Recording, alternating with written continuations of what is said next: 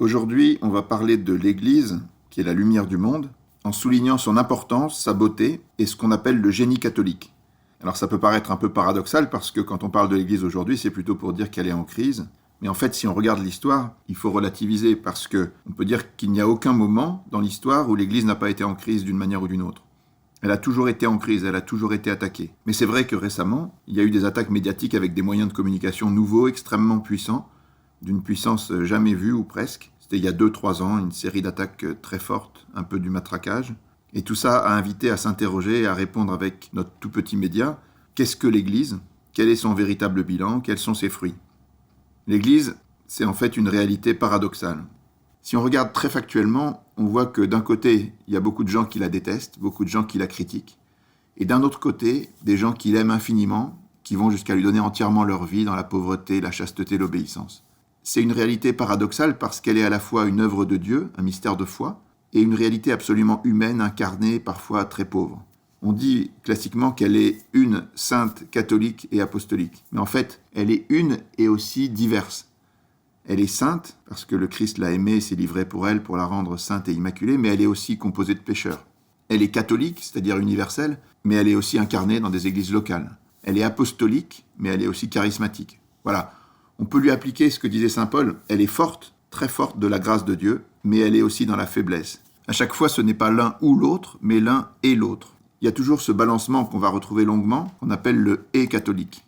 On va revenir là-dessus souvent parce que c'est la racine de ce génie catholique qui est cette capacité à embrasser la vérité dans toute sa catholicité, c'est-à-dire dans sa totalité. Voilà, on pourrait aborder le mystère de l'Église par le haut, comme l'a fait Vatican II, en disant qu'elle est le sacrement universel du salut, le signe et l'instrument de l'union intime de Dieu avec le genre humain, mais ça sera plutôt notre conclusion. On peut aussi regarder l'Église à travers la Vierge Marie. On l'a fait dans une vidéo précédente.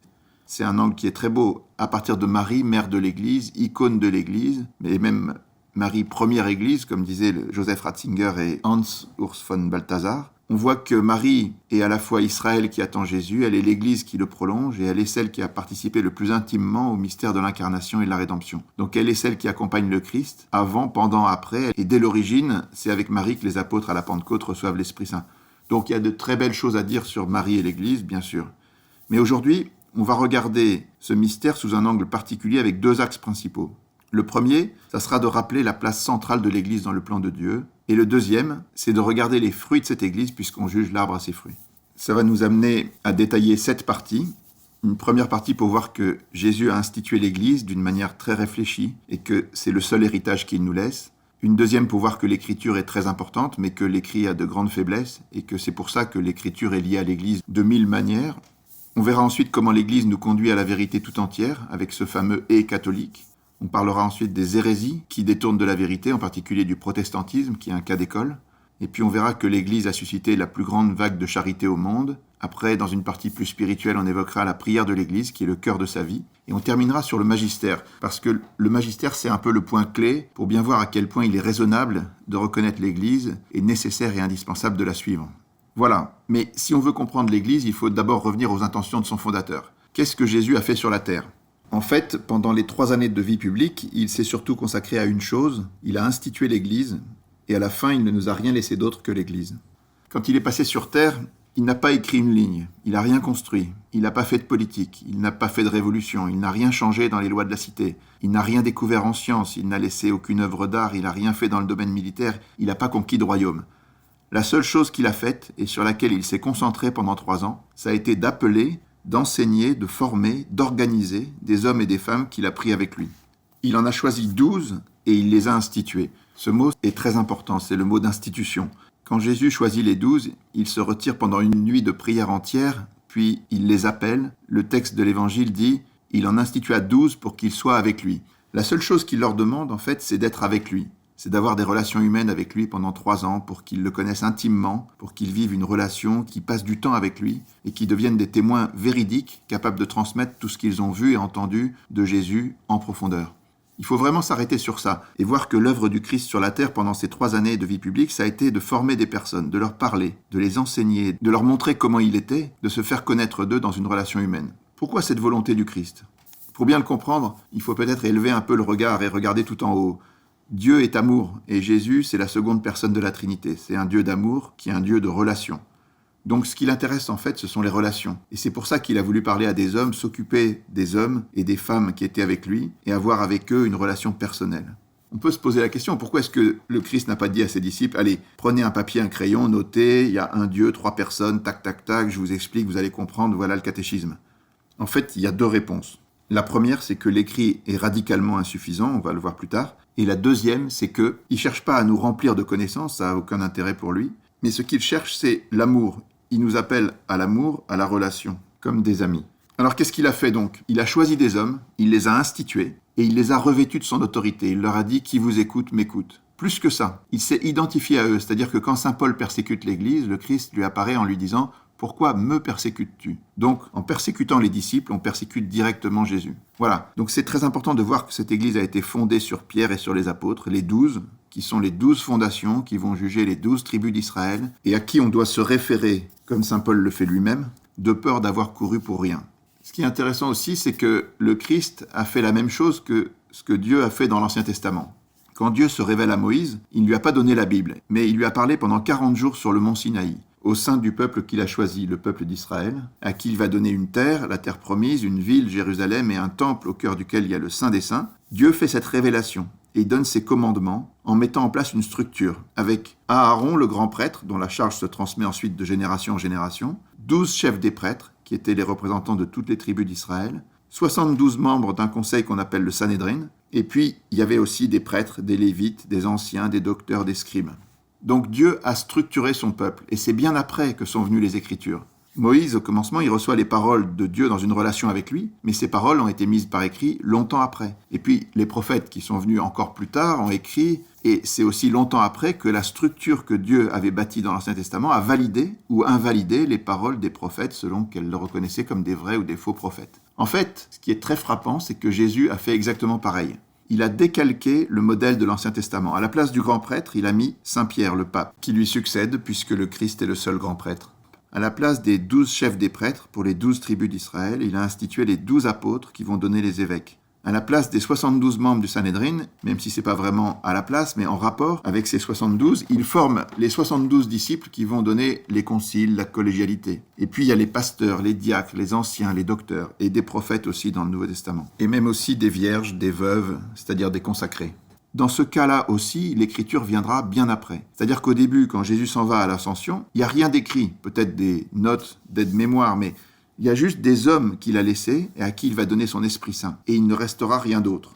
Donc, de même que dans l'Ancien Testament, il y avait un grand prêtre et des chefs des prêtres, il y a dans le Nouveau un pape et des évêques, et une articulation de la primauté et de la collégialité. Là encore, il faut s'arrêter un petit peu et s'interroger. Même les païens reconnaissent que Jésus est un homme absolument exceptionnel. C'est l'homme qui a eu le plus d'influence sur l'histoire de l'humanité. Et donc, il était remarquable, il était réfléchi. Il a préparé pendant 30 ans cette œuvre publique qui n'a duré que 3 ans. Donc, ce qu'il a fait, ce qu'il a choisi de faire, il l'a fait très consciemment. Or, il ne nous a laissé aucun texte. Par contre, il a voulu nous laisser une église à qui il a donné son esprit en nous disant « Je serai avec vous tous les jours jusqu'à la fin du monde ». Donc, il faut bien voir que tout ça part d'une volonté absolument claire de Jésus et que c'est très réfléchi. Et en fait, quand on regarde a posteriori, c'était la chose à faire parce qu'on voit bien que l'Église a fonctionné, qu'elle a pu conserver toutes les paroles du Christ et remplir toutes ses missions. Donc, voilà l'héritage de Jésus, l'Église et son magistère. À cause de ça, on peut dire que c'est absurde de prendre la Bible sans l'Église. Saint Augustin nous dit « Je ne croirais pas l'Évangile si l'autorité de l'Église catholique ne me l'imposait pas ». Pourquoi ? Mais parce que c'est l'Église qui a reçu l'autorité du Christ. En fait, ce sont les premières églises qui ont écrit, qui ont rassemblé, qui ont édité et qui ont conservé tous ces textes. S'il n'y avait pas eu l'Église, il n'y aurait jamais eu l'Évangile. C'est elle qui a distingué les écrits qu'elle a jugés canoniques d'autres écrits qu'elle a jugés apocryphes. C'est elle qui a fait le tri. Et ensuite, après avoir permis la rédaction de ces textes, c'est elle qui a rassemblé, publié, conservé, diffusé l'ensemble du Nouveau Testament. Et c'est seulement en elle que ces textes reçoivent leur juste interprétation. Pourquoi ? Parce que l'écrit pose problème. L'écrit a en soi, par nature, une grande faiblesse, c'est qu'il faut l'interpréter. Et c'est un énorme problème.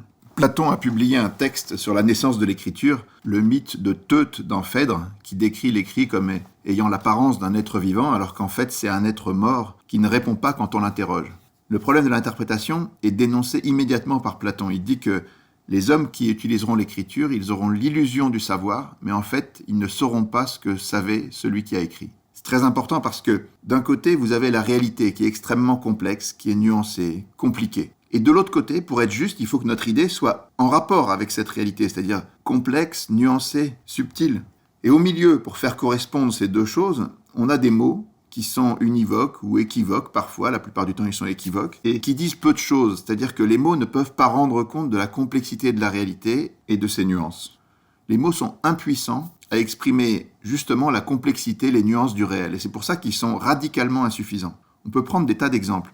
Quand l'Église dit « il y a un seul Dieu en 3 personnes », qu'est-ce que ça veut dire « personne » ? Le mot « personne », avant de l'adopter, l'Église l'a écarté en disant « ça ne convient pas pour parler de Dieu », parce que « persona » en grec, ça veut dire les masques qu'on met dans le théâtre.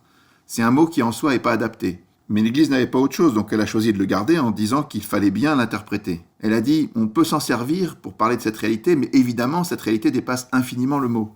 Si vous regardez aussi les paroles de Jésus à l'Eucharistie, « Ceci est mon corps, faites cela en mémoire de moi ». Ces mots sont insuffisants pour comprendre de quoi on parle. Il faut l'interprétation. Si vous prenez le chapitre 6 de Saint Jean, si on vous donne que le texte, vous êtes dans le flou le plus total. Il y a même des francs-maçons qui utilisent l'évangile de Saint Jean et qui lui font dire des tas de choses qui n'ont rien à voir avec l'esprit dans lequel ce texte a été écrit. Si Jésus avait écrit un texte et il nous avait laissé un texte, il y aurait 1000 manières de l'interpréter, on ne saurait pas ce que les mots et les phrases veulent dire exactement. Donc il a choisi une autre méthode. Encore une fois, il a formé des hommes, il les a constitués en corps, il leur a donné son Esprit Saint, il a garanti avec sa puissance que ce corps serait maintenu jusqu'à la fin des temps pour qu'on ait la juste interprétation de ces paroles qui ne passeront pas. Vous savez, il a dit « Le ciel et la terre passeront, mais mes paroles ne passeront pas », il fallait bien quelque chose pour le garantir. On peut dire que l'Église, c'est comme l'exécuteur testamentaire de Jésus. Quand un grand auteur veut que sa pensée ne soit pas trahie, il nomme un exécuteur testamentaire pour que dans l'avenir, on interprète de manière juste ses textes. Et bien l'Église, c'est l'exécuteur testamentaire de Jésus. C'est-à-dire l'entité qui est nécessaire, qui est indispensable pour dire « oui, c'est comme ça que pensait Jésus » et « non, c'est pas comme ça qu'il faut interpréter telle ou telle chose ». Voilà. Et cette Église, elle existe depuis Jésus. Elle est une succession ininterrompue depuis Saint Pierre, avec l'un, Clé, Clément, et donc 266 papes, de Pierre au pape François. Et cette continuité, c'est une chose capitale, même si l'histoire a souvent été un peu rock'n'roll. Il n'y a jamais eu de rupture, ça c'est sûr. Mais quand on fait ce tableau-là, il faut le modérer un tout petit peu, parce que la vie de l'Église, c'est pas un long fleuve tranquille. Les 19 premiers papes sont morts martyrs, il y a eu des persécutions sans nom, il y a eu des moments où c'était les grandes invasions, des moments de crise affreuses, toutes sortes de crises. Parfois, il y a eu 3 papes, ou même des papes spécialement pécheurs, comme les Borgia. Et puis l'Évangile annonce un temps relativement court, heureusement, où même les élus pourront être égarés. Le catéchisme de l'Église catholique en parle, au numéro 675, en décrivant ce moment d'une manière un peu mystérieuse comme une épreuve finale qui ébranlera la foi de nombreux croyants. Une imposture religieuse au prix de l'apostasie de la vérité, l'imposture de l'antéchrist, qui viendra un jour et à laquelle la venue de Jésus mettra fin. Il y a beaucoup de textes sur tout ça, dans l'Évangile, et même d'une certaine manière dans le credo ou dans la prière du Notre Père. Le Christ reviendra de la même manière qu'on l'a vu s'en aller dans le ciel. Donc dans ce moment-là, comme dans d'autres moments dans l'histoire de l'Église, il sera peut-être pas si évident de suivre le vrai magistère, mais quoi qu'il arrive, le Christ et sa mère veillent sur les élus, qui sont quand même appelés à regarder les signes des temps et à se préparer à ces moments qui viendront un jour. Donc quand on parle de cette assistance que le Christ a donnée à son Église, c'est au niveau de la grande histoire et sur un certain nombre de sujets. Dans le détail des choses, il y a des tiraillements, il y a plein de choses qui sont humainement fragiles et plein d'erreurs humaines. L'Église est pleine de faiblesses, mais elle est aussi très forte, car globalement, la promesse du Christ s'est complètement accomplie. Sur le temps long, dans l'histoire, quand on regarde d'un peu plus haut, l'Église a vraiment fait la preuve de sa résistance et de sa solidité. Enfin, l'Église catholique, elle est unique sur 3 choses. D'abord, elle a un chef incontesté, c'est-à-dire que si vous regardez toutes les autres religions, les orthodoxes, les protestants, le judaïsme, l'islam, le bouddhisme, l'hindouisme, tout ça, il y a une grande division. Il n'y a pas de chef, donc il n'y a pas d'unité. À partir de ce chef, il y a un magistère, c'est-à-dire la capacité de dire une parole unifiée pour l'ensemble de l'Église. Ça aussi, c'est unique dans l'Église catholique. Et la dernière chose qui est unique, c'est la possibilité de faire un catéchisme. Il n'y a aucune autre religion qui en est capable. Aucune grande religion n'est capable de faire un exposé organique, détaillé et cohérent de sa foi, parce qu'il y a trop de divergences, il n'y a pas de pôle d'unité. Voilà, donc cette idée que le Christ a laissé une Église qui a un chef, un magistère et qui est capable de publier un catéchisme, c'est quelque chose de très puissant.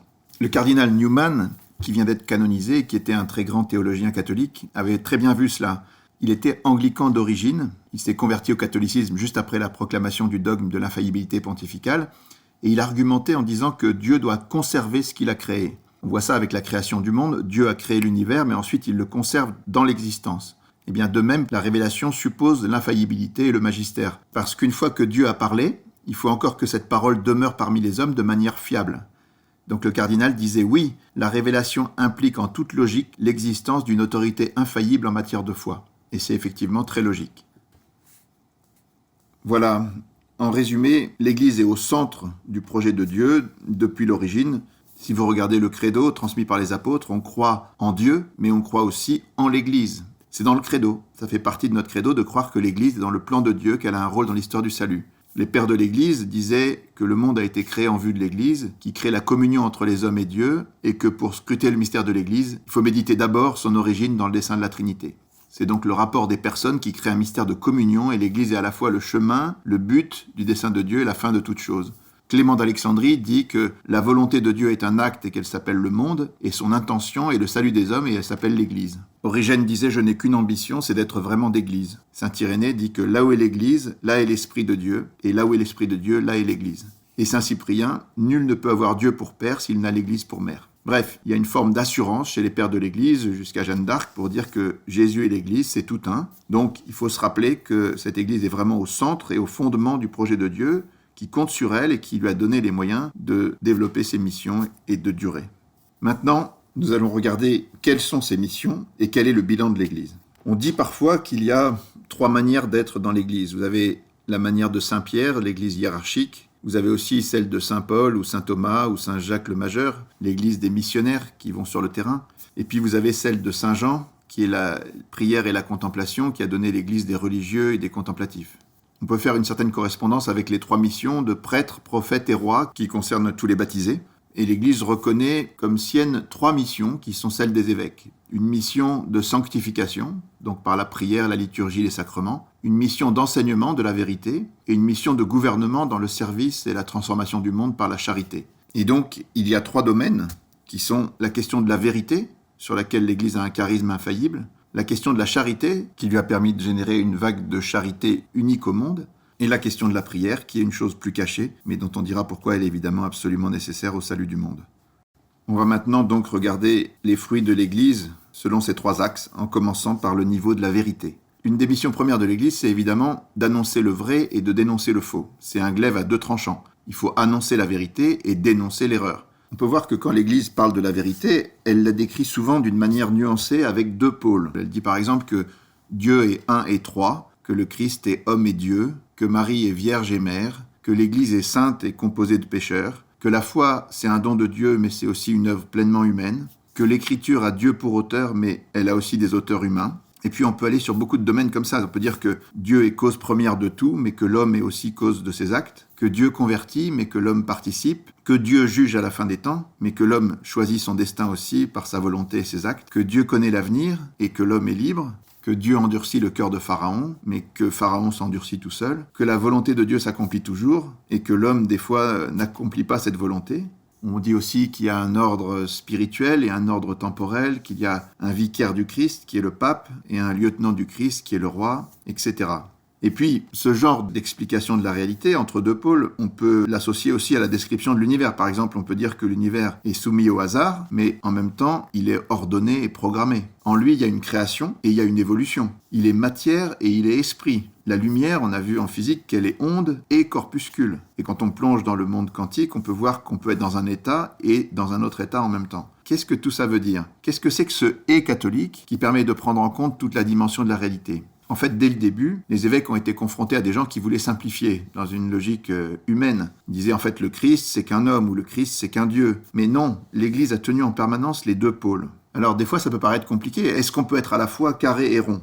En fait, si vous regardez cette figure, vous voyez qu'on peut la regarder sous un certain angle, et elle est carrée, et sous un autre angle, elle est ronde. C'est vrai qu'elle est carrée, c'est vrai qu'elle est ronde, mais en réalité, si on veut voir la vérité dans toute sa plénitude, il faut changer de perspective et aller au-delà, et voir comment elle peut être à la fois carrée et ronde, mais sur des plans différents. Bossuet disait « Il ne faut jamais abandonner les vérités une fois connues, quelques difficultés qui surviennent quand on veut les concilier. Il faut au contraire, pour ainsi dire, tenir fortement les 2 bouts de la chaîne, quoiqu'on ne voit pas toujours le milieu par où l'enchaînement se continue. » Par exemple, quand l'Église dit « on est sûr que le Christ est homme » et on est sûr aussi qu'il est Dieu. Mais comment ça se passe ?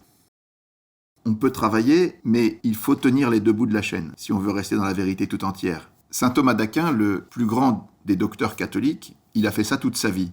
Si vous regardez la Somme théologique, vous verrez que sur chaque question, il dit dans un certain sens, on peut penser comme ça. Dans un autre sens, on peut penser autrement. Voilà la solution, et voilà comment on peut résoudre les différentes contradictions apparentes. En fait, saint Thomas trouve toujours une solution plus englobante qui permet de garder la vérité tout entière. Et en faisant ça, c'est son génie propre, il est extrêmement catholique parce que non seulement il s'appuie sur le savoir de ses prédécesseurs, il n'invente pas tout, et en même temps, il a un respect de la vérité qui fait qu'il ne veut jamais s'aborder une partie pour rendre les choses plus simples. Donc, cette attention de rester toujours dans la plénitude de la vérité comme l'Esprit Saint doit nous y conduire, elle est capitale et c'est le génie catholique.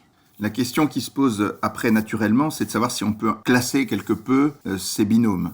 Alors, il y a une première classification qui domine un petit peu toutes les autres, c'est la question de la grâce et de la nature, qui est une question compliquée, parce que c'est l'articulation de l'action de Dieu par rapport à nos actions à nous, et comme Dieu est transcendant, sa manière de faire nous échappe. C'est-à-dire que c'est difficile de spécifier, de décrire la manière dont la grâce agit dans la nature. Saint Augustin, quand il en parlait, il prenait la comparaison du voilier. Il disait que le voilier avance parce qu'il y a le vent, c'est le vent de la grâce qui fait avancer le voilier, mais si l'homme ne tend pas la voile, le voilier ne bouge pas non plus. Donc, il y a deux actions pour que ça marche. Il faut que la grâce et la nature se combinent, il faut que l'homme agisse en ce qui le concerne et que ça n'empêche pas l'action de Dieu qui est primordiale.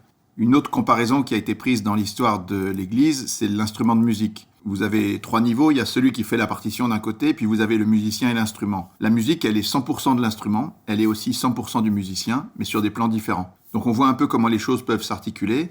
C'est en ce sens qu'on peut dire par exemple que l'écriture est 100% l'œuvre d'un homme, et en même temps elle est la parole de Dieu à 100% aussi. Dieu est l'auteur de l'écriture à sa manière, selon la grâce. Comme on le disait, il n'est pas toujours facile de décrire comment les choses fonctionnent. Comment est-ce que Dieu peut être, par exemple, la cause de tout dans le monde et que nous soyons nous aussi cause de nos propres actes ? Puisqu'on est libre, on est aussi la cause de nos propres actes, sinon on n'est pas vraiment libre. Mais alors comment est-ce que la causalité totale de Dieu sur l'ensemble de l'univers peut se concilier avec cette causalité qu'on exerce de manière entièrement libre, si on est libre ? Tout ça a été étudié par les théologiens sans donner des solutions très évidentes. Il y a eu des débats terribles à partir de 1597 entre les dominicains qui tenaient la position de saint Thomas et les jésuites, disciples de Molina, les molinistes qui tenaient une autre position. Et après 120 réunions étalées sur plus de 10 ans, le pape Paul V a renvoyé tout le monde à la maison en disant on ne peut pas trancher. Et de ce fait, les deux doctrines sont tout à fait libres au sein de l'Église. On peut être thomiste ou moliniste. L'Église a dit écoutez, on n'a pas la solution, mais on est sûr qu'on veut garder l'ensemble des deux vérités, que Dieu est cause de tout et qu'il est maître de l'histoire, et en même temps que l'homme est entièrement libre. Mais on ne voit pas exactement de quelle manière ça se produit. Il y a aussi d'autres types de binômes qui sont des pôles opposés qu'on ne doit jamais négliger pour bien décrire le réel. Par exemple, si vous parlez de la Vierge Marie, vous pouvez dire comme Peggy qu'elle est infiniment grande parce qu'elle est infiniment petite. Et effectivement, la Vierge Marie, c'est à la fois la reine de l'univers et une humble servante. Si vous la regardez comme une humble servante seulement, vous n'avez pas l'ensemble du mystère de Marie. Et si vous la regardez comme la reine de tout sans voir qu'elle est aussi humble et servante, c'est pareil. Pour bien tenir l'ensemble du mystère de Marie, il faut les deux.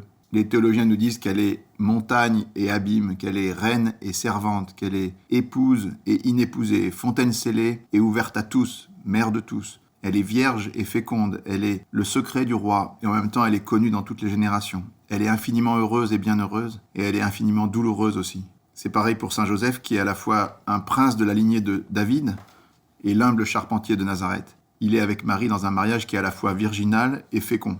On peut dire de même des apôtres qui sont tristes et joyeux, qui sont pauvres et riches, qui ne possèdent rien, mais ils possèdent tout. Ils surabondent de joie et ils sont dans des tribulations permanentes. Pour le pape, on peut dire qu'il est le pontife suprême de l'Église universelle et en même temps il est l'évêque de Rome. L'Église, elle est le nouvel Israël et l'ancien Israël n'est pas rejeté.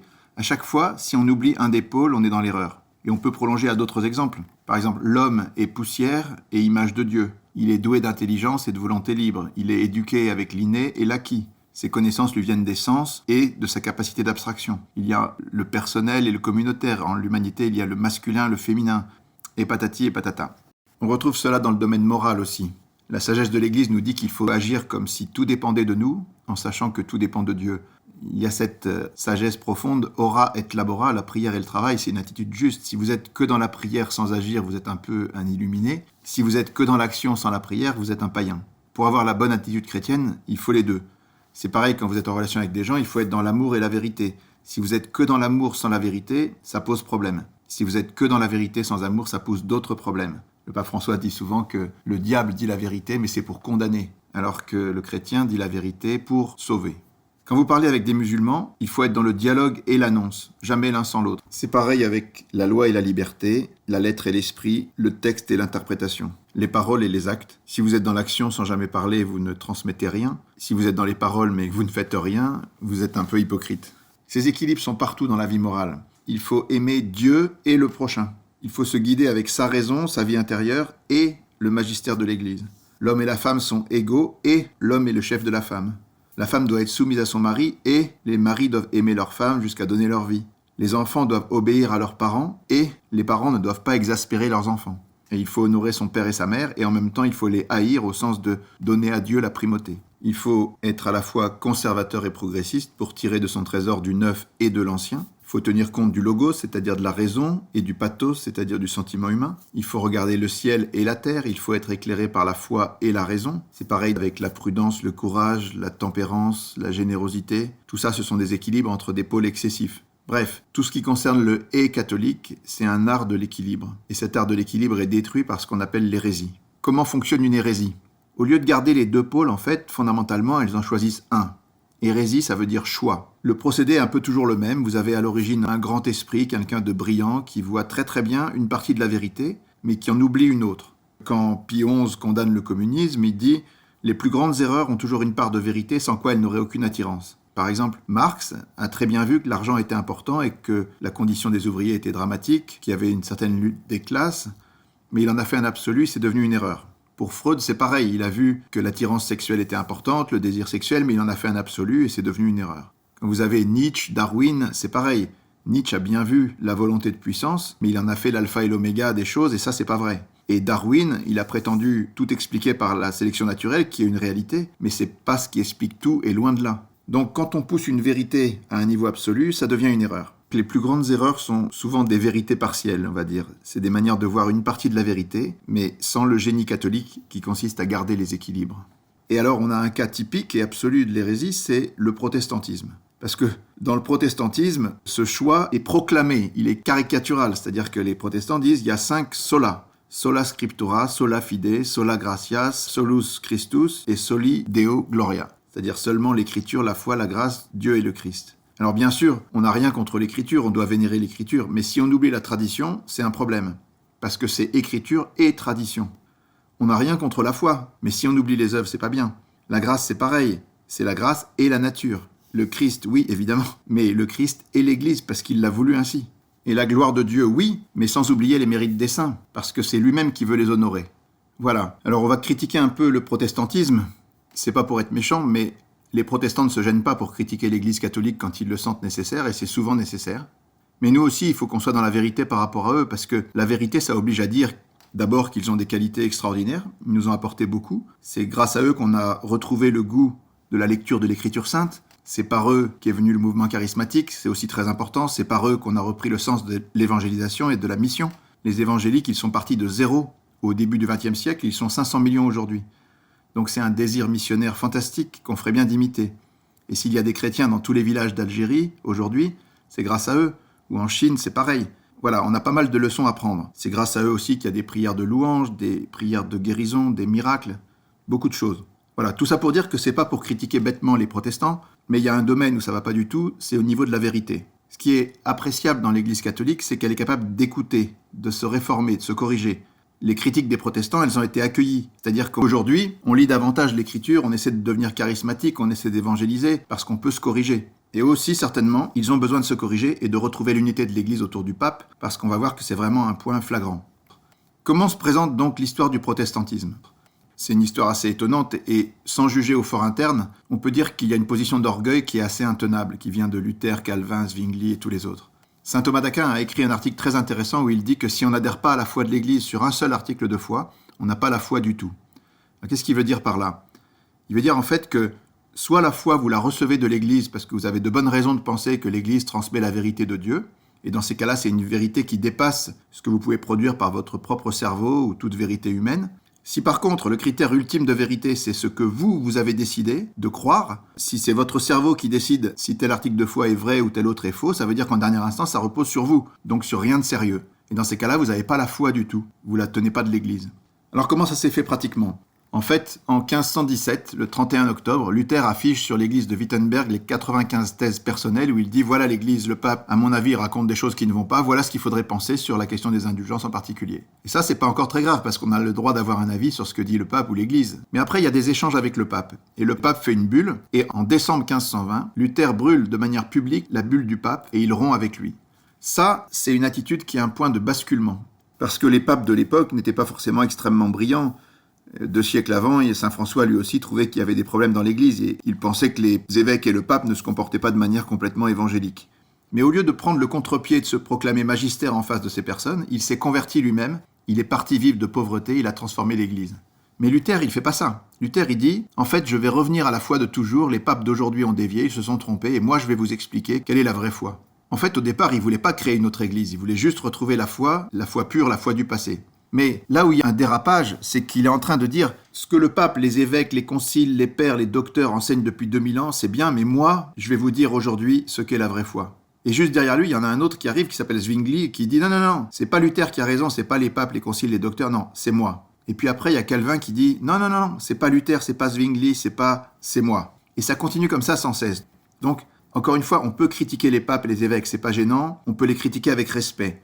Mais il y a un acte de rupture qu'il ne faut pas faire, il y a une ligne jaune à pas dépasser. C'est comme un père de famille. Vous avez le droit de trouver que votre père est trop violent, qu'il dit des gros mots, que c'est pas bien, qu'il est alcoolique. Ça fait beaucoup de choses, et c'est pas bien du tout. Mais ça reste votre père.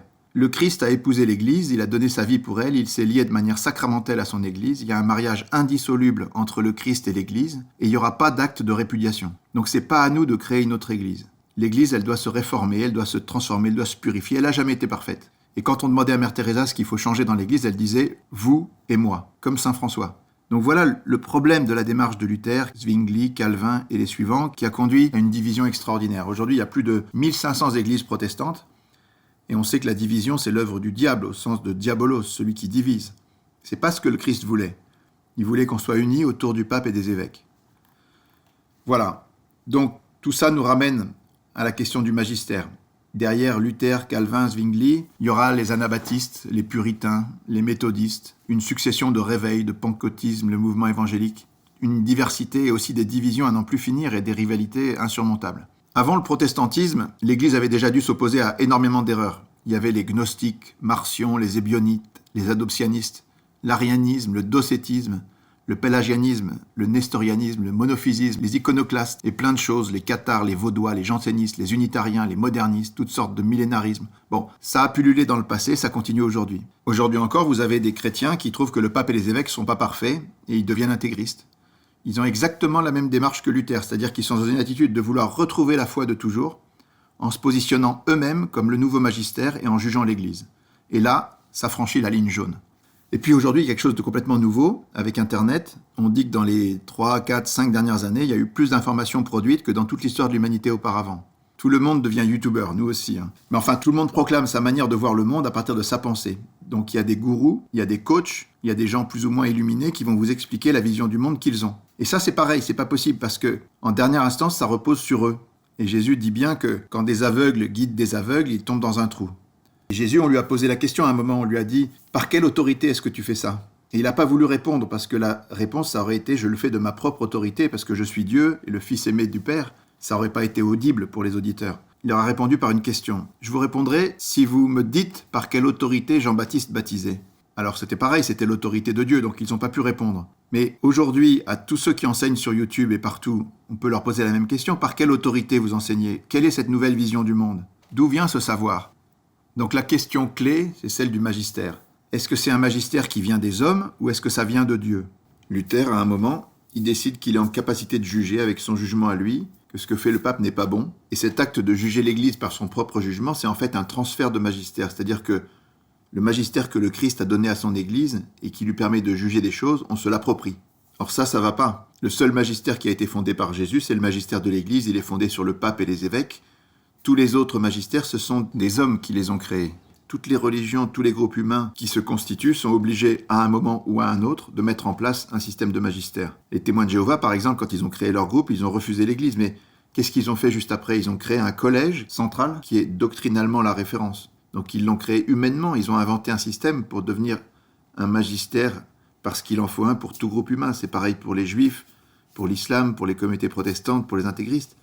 Comme ce sont des collectivités, ils sont bien obligés de trouver des modèles pour gérer les questions quand elles se posent. Donc il faut mettre en place des structures, des mécanismes, des méthodes qui sont humaines. Tous les hérétiques, tous les groupes humains, et même les communautés sur Internet qui suivent des gourous, des coachs, des illuminés, ils ont une forme de magistère. Le problème, c'est que quand vous récusez le magistère institué par Jésus, vous êtes obligé d'en créer un vous-même, le vôtre. Mais ça ne tient pas parce que vous n'êtes qu'un homme ou un groupe d'hommes, et non pas Dieu. C'est l'erreur de tous les hérétiques. Ça, c'est un point qui est absolument capital et sur lequel il fallait quand même insister un peu, même si les protestants ont énormément de qualités et qu'on a des leçons à prendre chez eux, sur le plan de la vérité, ce sont eux qui ont des leçons à prendre chez nous, parce que dans leur communauté, il y a un vrai problème à ce niveau-là. Voilà. Il y a deux choses, sinon, que le Christ se réserve à lui tout seul, qui lui sont propres, c'est d'être le berger, le seul berger et le seul juge. Il est le berger, le vrai berger qui donne sa vie pour ses brebis, et il dit même que tous ceux qui sont venus avant lui sont des voleurs et des bandits. Mais ce berger a dit à Pierre, « Sois le berger de mes brebis ». C'est-à-dire qu'il a transmis sa charge d'être le berger, le pasteur, à un homme qu'il a choisi, qu'il a désigné, qu'il a institué. Et donc, il faut accueillir et respecter ce choix. Et puis, il est le juge. Donc, c'est pas à nous de juger qui que ce soit. Et puis, comme on a tapé un peu sur les protestants, un peu sur les intégristes, un peu sur les youtubeurs et les gourous de notre époque, il faut pas faire les malins non plus parce que, en tant que catholique, on a reçu énormément et il nous sera beaucoup demandé. Donc, en fait, tout le retard qu'on a par rapport aux protestants sur plein de choses, au niveau de l'engagement évangélique, de l'action missionnaire et tout ça, le Christ peut ne pas le comprendre, parce qu'on a tellement reçu qu'on devrait être largement en avance, et c'est pas le cas. Voilà, donc chacun doit balayer devant sa porte et ne pas juger, puisque le Christ est le seul juge. Quel est le fondement de ce charisme de vérité infaillible de l'Église ? Il est basé sur des tas de promesses du Christ à Pierre et à ses apôtres. Il leur a dit « Qui vous écoute m'écoute, qui vous rejette me rejette ». C'est-à-dire qu'il identifie son action et son autorité, et il s'identifie lui-même à l'Église. Tout ce que vous aurez lié sur la terre sera lié dans le ciel. L'esprit de vérité que je vous donne vous conduira dans la vérité tout entière. Je suis avec vous tous les jours jusqu'à la fin du monde. Il a dit à Pierre, tu es Pierre, et sur cette pierre je bâtirai mon église, la puissance de la mort ne l'emportera pas sur elle. Je te donnerai les clés du royaume des cieux, tout ce que tu liras sur la terre sera lié dans les cieux. J'ai prié pour toi, pour que ta foi ne défaille pas. Donc, la prière du Christ nous garantit que quand il sera revenu, Pierre doit affermir ses frères. Il est le pasteur des brebis. Le Christ lui a dit 3 fois pour effacer le triple reniement. Il y a autre chose de très beau dans l'Évangile, c'est que on sait que Jésus ne se prive pas de critiquer les pharisiens. Mais en fait, ce qu'il critique chez les pharisiens, c'est pas la vérité de la doctrine. Au contraire, les pharisiens, ils croyaient en Dieu, ils croyaient en Moïse, ils croyaient en la résurrection, ils avaient la vraie foi. Ce que critique Jésus, c'est leur attitude. Ils sont hypocrites. Mais quand on le questionne à propos des pharisiens, il dit « Les scribes et les pharisiens enseignent dans la chair de Moïse. Donc tout ce qu'ils disent, faites-le. Mais ne faites pas comme ils font, ne faites pas d'après leurs actes, parce qu'ils disent et ne font pas. » En fait, en disant ça, il reconnaît que les scribes et les pharisiens enseignent de manière légitime dans la chair de Moïse. Qu'est-ce que c'est que la chair de Moïse ? Il y a eu Moïse, Josué, Othoniel, Éhude, Samgar. Il y a eu une succession de gens qui ont reçu l'imposition des mains et qui avaient la légitimité pour représenter le peuple de Dieu jusqu'aux pharisiens du temps de Jésus qui enseignent donc dans la chair de Moïse. Et la chair de Saint-Pierre, c'est pareil. C'est au-dessus de la chair de Moïse, évidemment, comme le Christ est au-dessus de Moïse. Et si on doit respecter la chair de Moïse, combien plus on doit respecter la chair de Saint-Pierre ? C'est une transmission de la même manière, par imposition des mains, de proche en proche, depuis Saint-Pierre jusqu'au pape François. Encore un mot, il y a eu des protestants qui ont été bousculés, même convertis sur cette phrase de saint Paul qui dit que l'Église du Dieu vivant est la colonne et le support de la vérité. Il se disait, c'est bizarre parce que dans notre foi, d'habitude, on aurait pu dire que c'est la Bible qui est la colonne et le support de la vérité. Or, ce qui est écrit en 1 Timothée 3,15, c'est bien que c'est l'Église, cette colonne et ce support de la vérité. Donc l'Écriture elle-même renvoie directement et clairement à l'Église. Voilà, il y a aussi, bien sûr, toute une série de grands saints qui ont défendu la vérité de toutes les manières dans l'histoire de l'Église, et on peut dire que ce bilan est assez incroyable. Il y a un charisme spécial de vérité qui s'est manifesté tout au long de l'histoire, et on a besoin de l'Église comme Philippe avec l'Éthiopien. Quand l'Éthiopien lit la Bible, il lui demande « Est-ce que tu comprends ce que tu lis ?» Et lui, il répond « Comment est-ce que je le pourrais si personne ne m'explique ?» Donc on a besoin de l'Église. Point. Deuxième sujet, l'amour. Évidemment, l'Église a toujours été engagée de manière absolue dans les œuvres de charité depuis les apôtres jusqu'à Mère Teresa, en passant par des tas de saints comme Saint Martin, Saint Vincent de Paul. Il y a des tas de témoins dans tous les pays, dans tous les siècles. L'amour, c'est le cœur de la machine. Mais quand on parle de ça, souvent, on nous renvoie dans la figure, on va dire une dizaine de choses du passé qui sont le Moyen-Âge, les croisades, l'Inquisition, les Borgia, Galilée, la Saint-Barthélemy, l'esclavage, Pie XII, la place des femmes et maintenant la pédophilie. En général, on se laisse enfermer sur ces sujets-là qui sont passablement déformés dans les manuels scolaires et qui ne représentent quantitativement pas grand-chose. Bien sûr, il ne faut pas nier qu'il y a eu des moments plus durs que d'autres, mais la question c'est de savoir si c'est représentatif du bilan de l'Église ou pas. Déjà, chacun de ces dossiers mérite d'être analysé et révisé. On l'a fait un peu sur le site l'égliselumièredumonde.com, où vous trouverez un petit dossier sur chacun de ces 10 points qui explique que la réalité n'est pas tellement ce qu'on nous raconte. Le but n'est bien sûr pas de nier le mal qui existe, effectivement. On dit d'ailleurs que la corruption des meilleurs, ça donne le pire. Corruptio optimi pessima. C'est vrai qu'il y a des quantités de cas dans l'Église. On peut même dire que Staline, Pol Pot, Castro étaient des séminaristes au départ, que Hitler était catholique au départ. Marx et Engels étaient assez religieux aussi.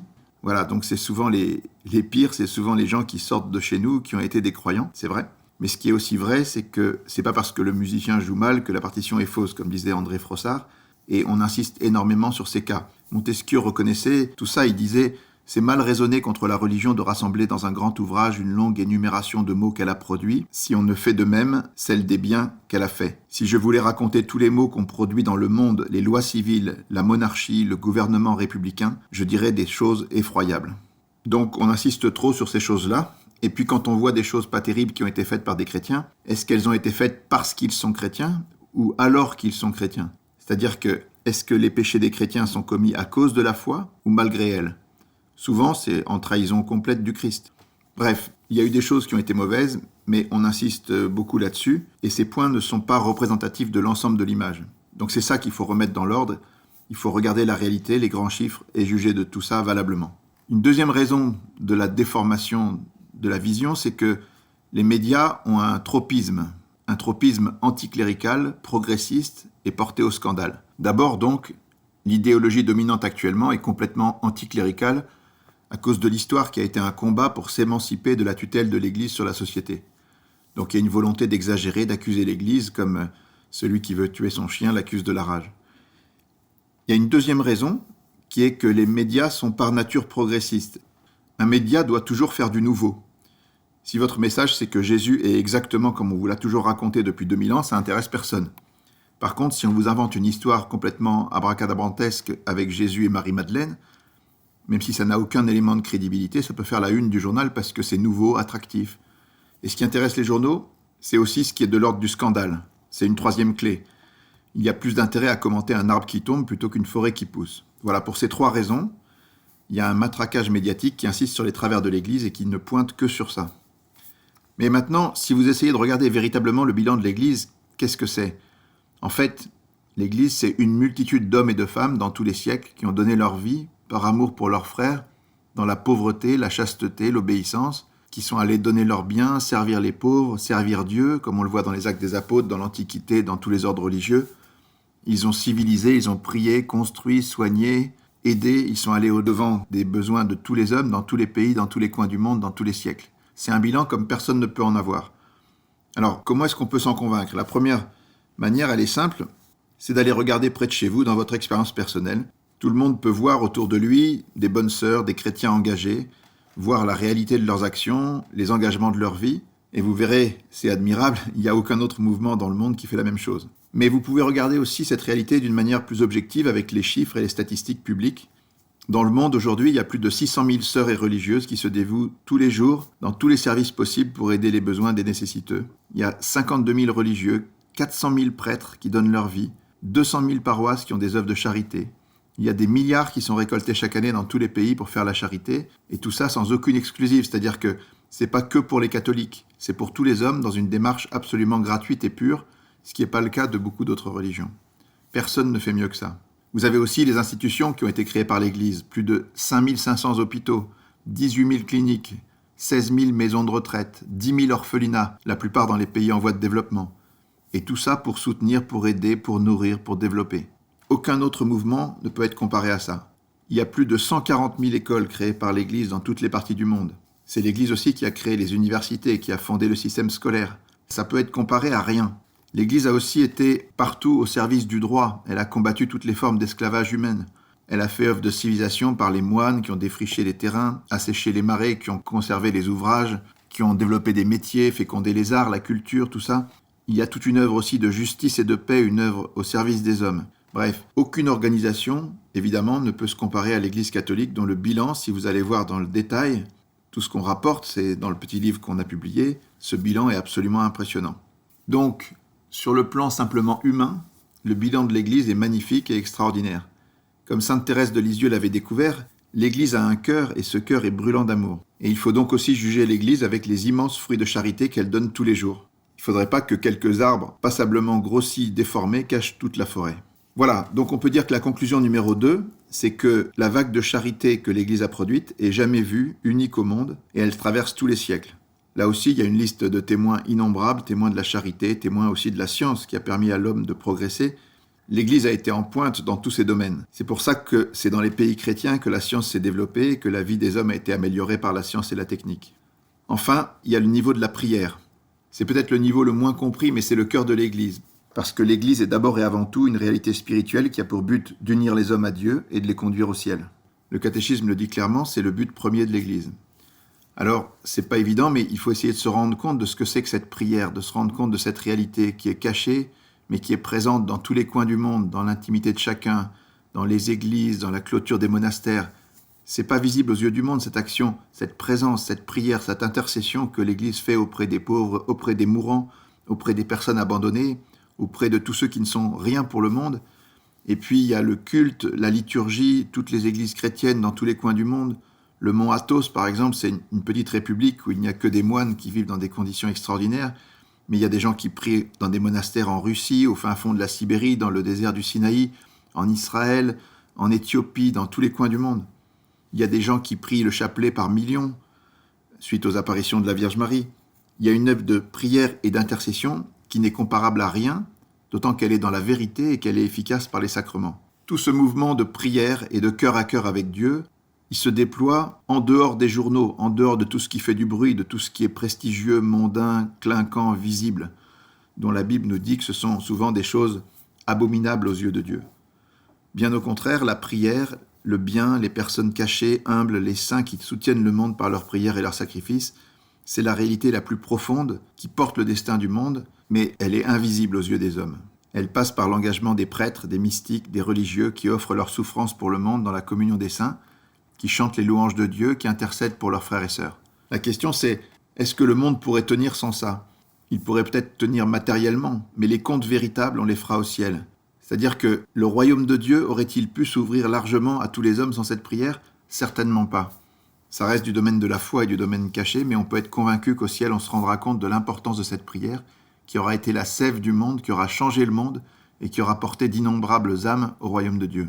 Quand on conclut notre petit livre, on dit en résumé que la vérité est une, mais l'erreur est multiple, et que c'est pour ça que Jésus a laissé son Église. Pourtant, malheureusement, les hommes d'aujourd'hui ont bien du mal à reconnaître ce trésor. Donc, dans une dernière partie, la 7e, on va montrer que seul le magistère de l'Église peut nous dire le vrai sur toutes les grandes questions qui nous dépassent. Qu'est-ce qui est raisonnable ? Comment est-ce qu'on accède à la vérité en matière métaphysique ? C'est pas si évident de parler des questions fondamentales. D'où venons-nous ? Quelle est notre origine ? Quelle est notre fin ? Pourquoi le mal ? D'où vient-il ? Qui en est responsable ? Est-ce qu'on peut s'en libérer ? Comment peut-on dire des choses intelligentes sur ces questions qui nous dépassent ? Quelle est la rationalité avec laquelle on va essayer d'avoir un discours vrai ? En fait, comme on avait dit dans une vidéo précédente, il y a 4 manières d'accéder à la vérité. Il y a votre expérience personnelle, celle que vous pouvez faire avec Dieu. Si vous faites ce que Jésus demande, c'est-à-dire si vous gardez ses commandements, au bout d'un moment, il se manifeste à vous parce que votre prière est exaucée, vous le rencontrez personnellement. Ça, c'est l'expérience la plus forte, c'est celle qui permet aux gens d'être des témoins accrochés, de devenir des martyrs, parce qu'ils ont rencontré personnellement Jésus. Vous avez aussi le témoignage des gens que vous rencontrez, ou le témoignage des saints. Et puis il y a les 2 livres dont parle saint Augustin, le livre de la création, qu'on découvre par la raison, et le livre de la révélation, qui est accessible par la foi. Avec la raison, vous pouvez constater des expériences personnelles, vous pouvez évaluer la crédibilité des témoignages, et vous pouvez réfléchir sur tout ce qui vous est accessible dans la création, c'est-à-dire accessible à vos sens, le toucher, le visuel, tout ça, ou même un peu plus loin, accessible à votre raisonnement scientifique, expérimental, par la physique, la biologie, les mathématiques, vous pouvez déduire beaucoup de choses sur le monde qui vous entoure. Et en ces matières, saint Thomas dit que l'argument d'autorité, c'est le plus faible des arguments, parce qu'il vaut mieux entrer en matière de démonstration. Par contre, pour toutes les vérités qui nous sont inaccessibles, on ne peut pas répondre valablement autrement que par la foi et la révélation. à ce moment-là, l'argument d'autorité devient le plus fort, dit saint Thomas. Si vous avez ces questions, d'où vient-on, où va-t-on, qui est Dieu, qu'est-ce qu'il y a après la mort, toutes ces questions-là, vous ne pouvez pas les appréhender avec votre raison, ce serait déraisonnable. Vous êtes jeté dans l'existence sans mode d'emploi, et tout le monde cherche à avoir une lumière sur tout ça. Mais comment faire? Quelle est l'attitude raisonnable, rationnelle? En fait, la rationalité fonctionne encore, parce que l'Église chrétienne, elle est basée sur le logos. Le logos est à l'origine de tout. Au commencement, il y avait le logos était avec Dieu, et le logos était Dieu. Cette notion de logos, elle est très importante, c'est à la fois le sens, la rationalité, la loi, l'intelligence. C'est une notion très complexe, mais la foi chrétienne nous demande de rester toujours dans le logos, de faire confiance à la raison. Alors la raison, qu'est-ce qu'elle nous dit? Elle nous dit qu'il y a des preuves très fortes de l'existence de Dieu, des preuves accessibles à la lumière naturelle de la raison, qui sont d'abord des preuves philosophiques. On pourra résumer les trois grandes. La première, c'est Dieu qui est cause première de tout ce qui existe. Il n'y aurait rien si Dieu n'existait pas. Donc c'est Dieu qui donne l'existence à toutes les choses en permanence. On peut montrer que c'est nécessaire. Il y a la preuve par le commencement de l'univers. On peut démontrer par la philosophie, mais aussi maintenant par la thermodynamique, la cosmologie, avec l'illustration du Big Bang, qu'il y a un commencement à notre univers qui est constitué d'espace, de temps, de matière. Et donc, s'il y a un commencement, c'est qu'il y a un créateur qui le précède, qui est immatériel, non spatial, intemporel. On peut montrer aussi, et la science nous aide encore beaucoup sur ce point-là, qu'il y a un ordre dans l'univers, qu'il y a une intelligence extraordinaire qui a réglé tous les paramètres de l'univers, les constantes, mais aussi les lois, les données initiales. Donc, cet ordre, il faut bien qu'il ait un auteur, et c'est aussi une démonstration de l'existence de Dieu. Enfin, il y a un accès à Dieu par l'esprit, par la conscience. Et puis, il y a toutes les preuves innombrables qui sont liées à la révélation, qui sont Jésus lui-même, la sublimité de sa parole, les prophéties qui se sont accomplies, les miracles innombrables de toutes sortes, l'expansion du christianisme, la permanence de l'Église, tous les exemples des saints qui sont innombrables aussi, l'histoire d'Israël, la consécration des multitudes, les témoignages de tous les gens qui vivent avec Dieu. Et puis, il y a même les témoignages de ceux qui ont vu, entendu ou une apparition de Jésus ou de Marie. On faisait le compte avec quelques amis et on voyait presque 20 personnes qu'on connaît personnellement, qui ont eu une expérience personnelle mystique de Jésus ou de Marie, sous forme d'apparition ou de message. Et ça, c'est totalement unique dans l'Église chrétienne. Vous avez personne qui a une apparition de Mahomet ou de Bouddha. Dans l'Église chrétienne, ce sont de très nombreuses personnes qui ont ce genre de charisme. Et il serait aberrant de penser que ces gens-là sont tous des menteurs. Voilà. En résumé, pour toutes ces raisons-là, on a des raisons extrêmement puissantes, fortes, rationnelles de croire en Jésus. Et Jésus nous donne l'Église, qui nous dit la vérité de la part de Dieu. Donc cette démarche, elle est complètement rationnelle. On a une boussole sûre pour appréhender toutes les vérités qui nous dépassent. Cette boussole, c'est l'Église, elle est la vraie lumière qui indique le vrai chemin du ciel. Cette démarche, encore une fois, elle est parfaitement rationnelle. Toutes les autres démarches sont irrationnelles, par contre. Tous ceux qui vous racontent comment ça se passe après la mort ou qui s'appuient sur autre chose que l'Église qui nous est donnée par Jésus, à la fin, c'est leur cerveau ou celui de leurs copains qui sont des simples humains, qui font le mix avec une doctrine qui repose sur des bases extrêmement fragiles. Voilà. Encore une fois, pour terminer, l'Église nous est donnée par Jésus, ça change tout. Elle est seule habilitée à parler, sanctifier, agir au nom de Dieu. Elle est la boussole et la lumière du monde. Donc, il faut cesser de juger et de critiquer l'Église. Au contraire, il faut la rejoindre. Il faut travailler avec elle. Il faut faire comme Jeanne d'Arc, c'est-à-dire que malgré les persécutions que parfois même l'Église nous inflige, le cardinal Lustiger disait que tant qu'on n'a pas été persécuté par l'Église, on n'est pas un vrai chrétien. Eh bien, il faut reconnaître avec Jeanne d'Arc que l'Église et Dieu, c'est tout un. Il ne faut pas en faire de difficulté. Il faut rejoindre l'Église et la reconsidérer. Dans le passé, on disait « hors de l'Église, point de salut ». Mais ça reste vrai. Cette phrase, elle est dans le catéchisme. Évidemment, il faut l'interpréter correctement. C'est-à-dire que, oui, l'Église est le seul chemin vers Dieu, mais elle est composée d'une partie visible et d'une partie invisible. C'est-à-dire qu'il y a des gens qui appartiennent à l'Église parce qu'ils sont de bonne volonté, sans le savoir. Donc elle n'est pas limitée aux frontières de ce qu'on voit. Mais sinon, ce dicton que hors de l'Église, il n'y a pas de salut, il est réel, parce que l'Église, elle est indispensable pour la relation à Dieu. Et donc on comprend combien est vrai ce qu'a dit le Concile Vatican II. L'Église est bien le sacrement universel du salut. Elle est le signe et l'instrument de l'union intime de Dieu avec le genre humain. Bref, si on prétend se passer de l'Église et faire autrement avec notre propre cerveau, on est sûr et certain d'être dans l'erreur. Voilà en 2 mots. Donc si vous êtes convaincu, et si le petit livre vous plaît, vous pouvez en acheter, en distribuer, devenir missionnaire et transmettre tout ça à tout le monde avec cette vidéo aussi. Merci de votre engagement, de votre soutien, de votre aide et de votre prière.